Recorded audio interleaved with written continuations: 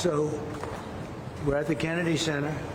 Needs a lot of work. We're going to fix it, make it beautiful. It's a very big part of the fabric of D.C. and the Capitol. We're bringing back the Capitol. We're bringing back our country. But while we're here, I thought it would be appropriate. We are tomorrow announcing and giving all of the Kennedy files. So people have been waiting for decades for this. And I've instructed my people that are responsible, lots of different people, put together by Tulsi Gabbard, and that's going to be released tomorrow. We have a tremendous amount of paper. You've got a lot of reading. I don't believe we're going to redact anything. I said, just don't redact. You can't redact. But we're going to be releasing the JFK files, and that would be tomorrow. Do you have anything else to add to that, Carolyn? So that's a big announcement. They've been waiting for that for decades. Then I said during the campaign I'd do it, and I'm a man of my word. So tomorrow you have the JFK files. What time will they be released? Tomorrow afternoon. Okay. Have you seen what's in the files? Have you read them? I've heard about them. Was there, Anything interesting? It's going to be very interesting. was there an executive summary supplied to you, Mr. President? No, I'm not doing summaries. You'll write your own summaries. It's many pages. Is it 80,000 pages? Approximately 80,000 pages. So it's a lot of stuff. And you'll make your own determination.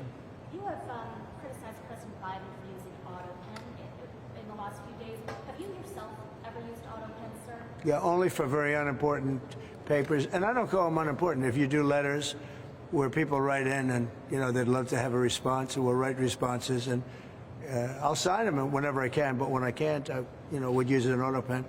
But to use them for what they've used them for is terrible. Yes, sir. And when you signed the CR, Who are you with? Sir, I'm with NBC News. Oh, that's the same one. I don't want to talk to NBC anymore. I think you're so discredited. Mr. President, when most people think of the Kennedy Center, they think of the Kennedy Center Honors. Takes place in December every year. Is that something that you anticipate hosting at the White House? And what do you think that We're going to have honors. We're going to have, I think it's going to be a much bigger show than it has been in the past. It got tired, very boring, very radical left. Unless you were a radical left, it just seemed that nobody was chosen. There are a lot of people out there that can get the honors, and we're going to do it. I think we'll have a very big show. It's going to be a very big show. We have some surprises on that show, some big surprises, but I think it has a chance to be a very big show. That's a big part of the Kennedy Center, the honors that evening. And so I think you're going to be really surprised. I think it's going to get great ratings, actually. President Trump, there's been some discussion about potentially meeting with Putin in your administration.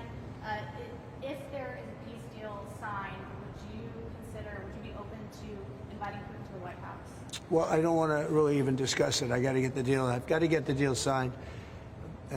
2,000 people a week sometimes are killed, and we have to get that agreement signed. But that's the only thing I think about.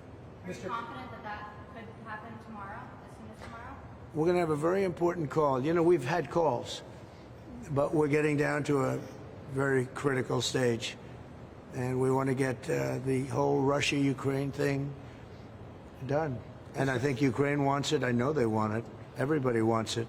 It's tremendous death. The bloodshed is unbelievable, like few people have ever seen before. And on the drug cartels, do you have a red line for the drug cartels that if crossed, it would automatically trigger a military response from the U.S.? Well, we'll see, but we're not going to put up with it. This country is not going to allow people to come in and dump drugs and kill our youth, and other than our youth, too. Older people are very much affected, so we're not going to let that happen. Thank you very much. Mr. President, on the 30-day ceasefire, Mr. President, is Ukraine's already committed to this. Would Russia commit to this as well, Mr. President?